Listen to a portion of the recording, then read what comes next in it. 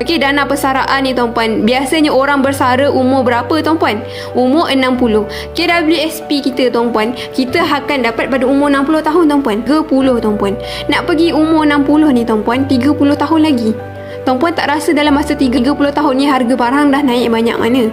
Simpanan kita yang kita simpan dalam duit ringgit tu tuan-puan, nilai dia akan jatuh tuan-puan. Kalau ada 100,000 dalam akaun KWSP tuan-puan, percayalah 30 tahun akan datang nanti tuan-puan, 100,000 tu ibarat RM1,000 saja nilai dia. So sebab tu cepat-cepat alihkan duit dalam bentuk emas tuan-puan. Tak perlu ribu-ribu pun. Okey, RM100 pun dah okey tuan-puan.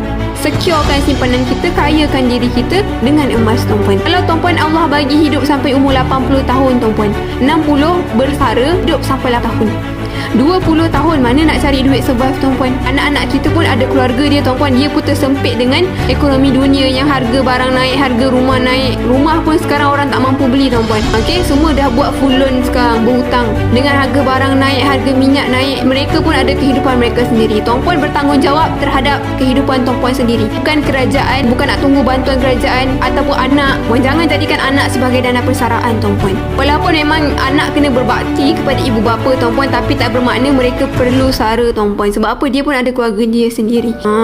Tuan-puan kena sediakan tuan-puan dana persaraan. Kalau tuan-puan hidup lagi 20 tahun, tuan-puan nak guna duit apa? Nak survive tu. Belum lagi dana kesihatan lagi. Kos bil, kos ubat-ubatan, macam-macam lagi tuan-puan.